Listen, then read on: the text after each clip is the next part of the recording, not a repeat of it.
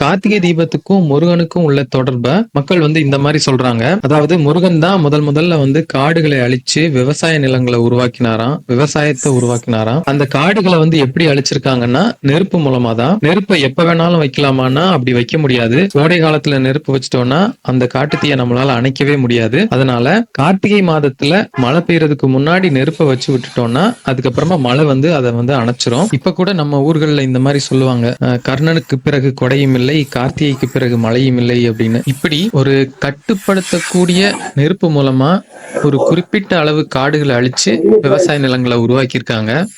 So இது வந்து மூணாறுல உள்ள காடுகளை பத்தி சொல்லல, தமிழ்நாட்டுல உள்ள காடுகள், முருகன் வாழ்ந்த இடங்கள்ல உள்ள காடுகள், அதை பத்தி சொல்றாங்க.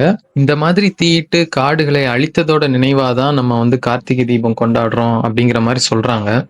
இது வந்து மக்களுடைய நம்பிக்கை தான். அதனால நம்ம வந்து இதை ரொம்ப ஆராய வேண்டாம்.